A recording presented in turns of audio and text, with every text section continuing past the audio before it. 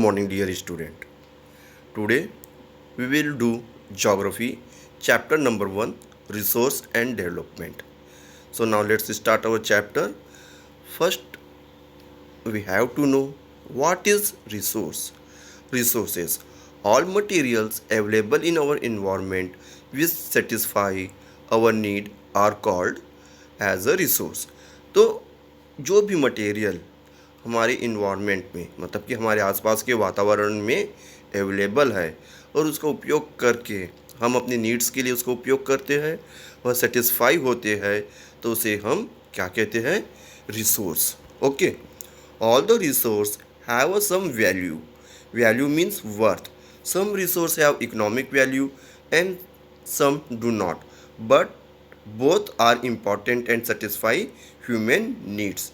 तो इसमें से कुछ रिसोर्स ऐसे होते हैं जिसकी इकोनॉमिक वैल्यू होती है और किसी की इकोनॉमिक वैल्यू नहीं होती, परंतु फिर भी वे हमारे लिए इम्पॉर्टेंट होते हैं बिकॉज दे बोथ सेटिस्फाइज अस. ठीक है. Okay. Now we will continue. All the resources have some value means worth. Some have economic value and some do not, but both are the important and satisfy human needs. Some resource can become the economically valuable with the time. तो जो हमारे environment में जो resource available है वो समय के अनुसार उसकी इकोनॉमिक वैल्यू बढ़ती चली जाती है, जिसके बारे में हम डिस्कस करेंगे आगे के टॉपिक पे. Time and technology are the important factor that changes acceptance into a people themselves are the most important resource. It is their ideas, knowledge, skills, innovations, discovery that led to the creation of the more resource.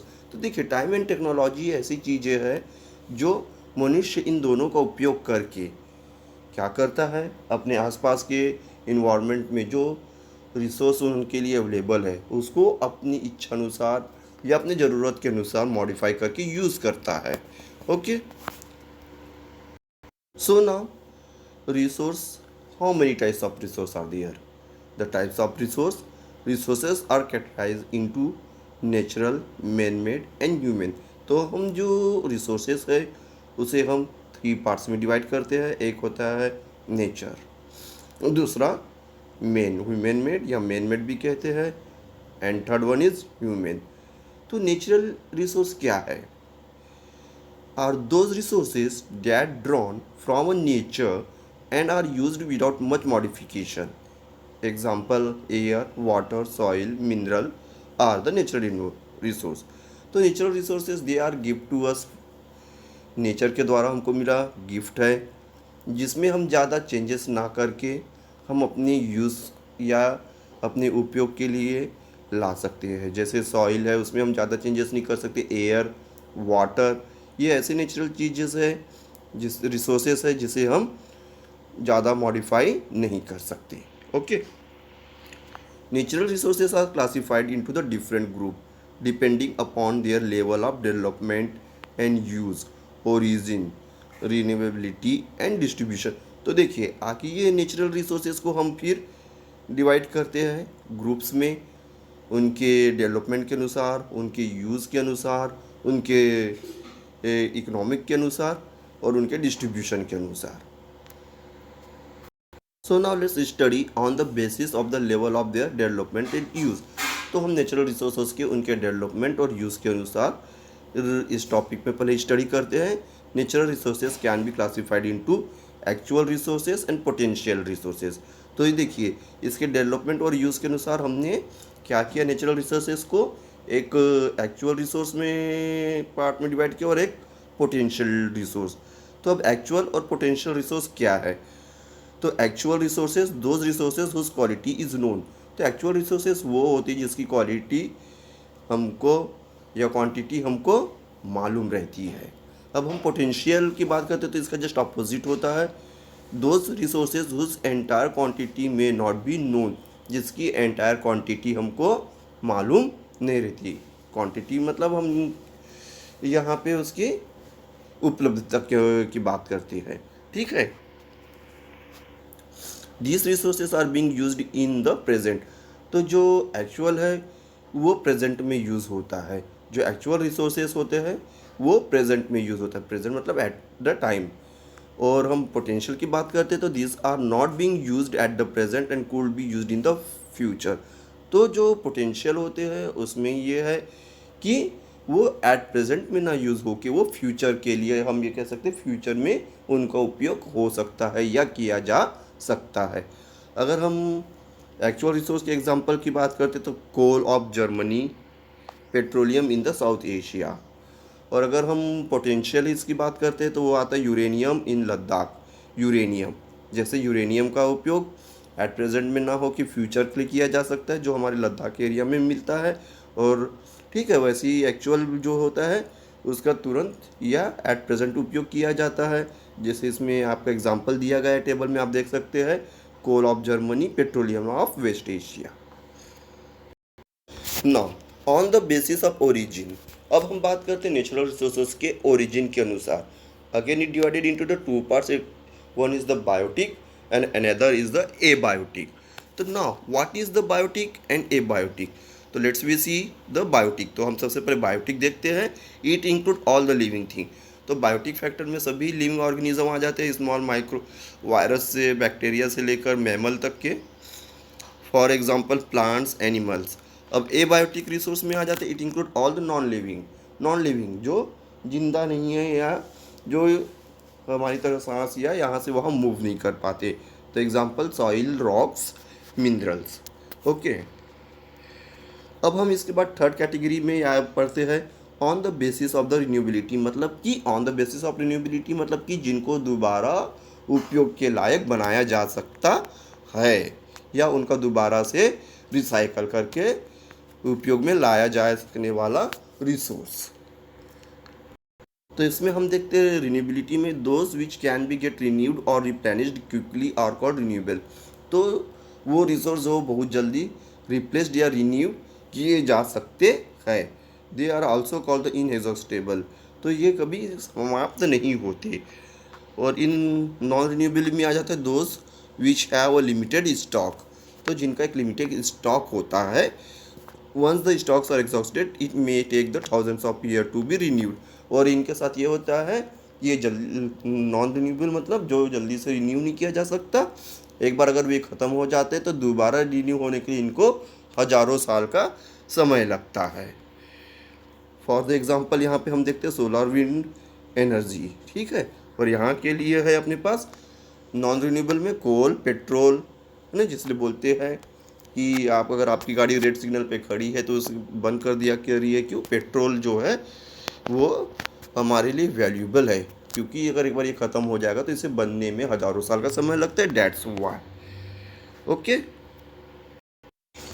So the dear students, now we will cover the topic human made resource. तो इससे पहले हमने natural made resource देखा था, अब हम देखते हैं human made resource. Human resource refers to the number and ability of the people. तो ये डिपेंड करता है ह्यूमन मेड का मतलब कि ह्यूमन के काम के या कार के या दिमाग के सोचने समझने की क्षमता से रिलेटेड है ये।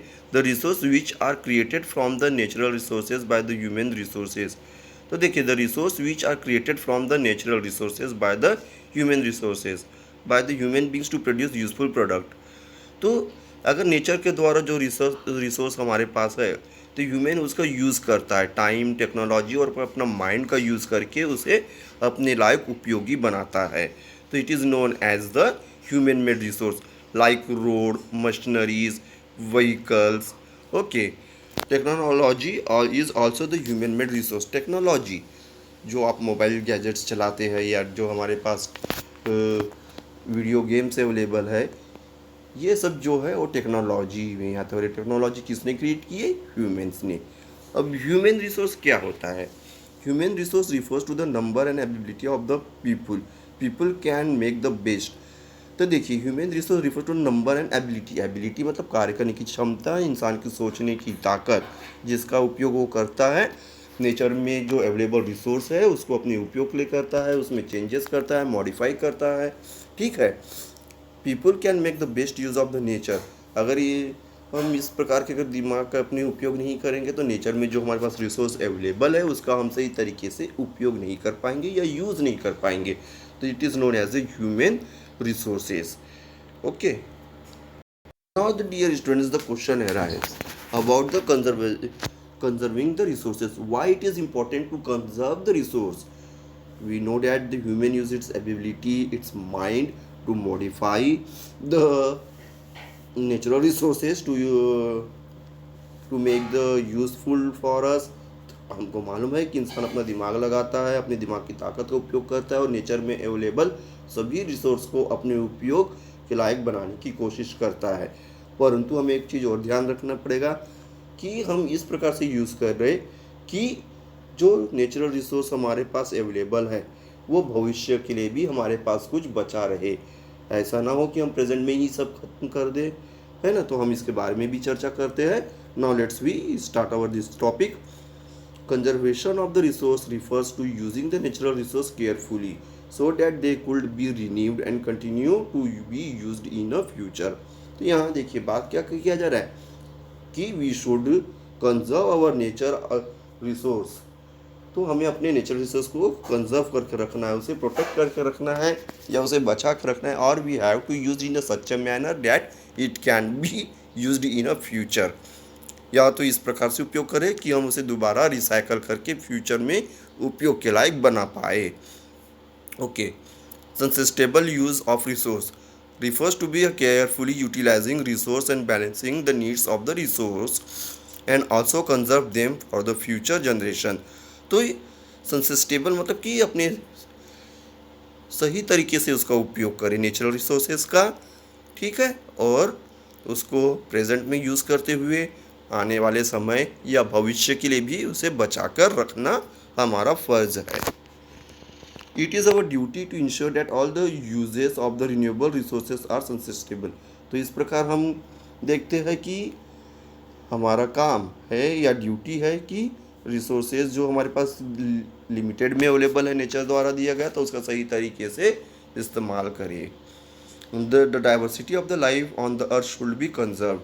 Diversity life like forest, flora and fauna, wild animals, they are also the natural resources and it is our duty to conserve all these for our future generation also. Okay. The damage of the natural environment system should be minimized.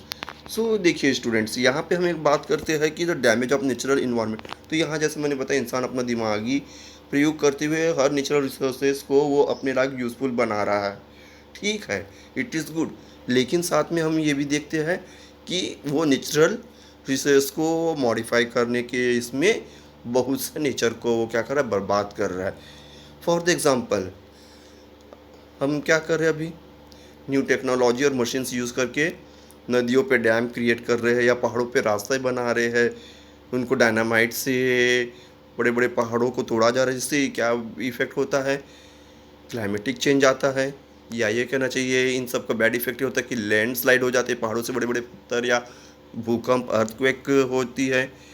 और जो नदियों पे बड़े dam बना के create किया water को generate electricity के लिए बचाया जा रहा है, एक समय बाद ऐसा आएगा कि उसमें डैम जो है वो उसमें जितना भी पानी से बचाया गया है वो एक फ्लड के रूप में शहरों की तरफ भी आ सकता है. So this is a bad effect on our environment. There are the many way to conserving the resources each person can contribute it. तो अगर हम चाहें तो अपने इस नेचुरल इन्वायरमेंट को कई तरीक़ों से बचाया जा सकता है कि अगर हम अपना दिमाग का सही उपयोग करें और सही तरीके से, जैसे नेचुरल रिसोर्स वाटर, पेट्रोल, सही तरीके से अगर उसका इस्तेमाल करें तो.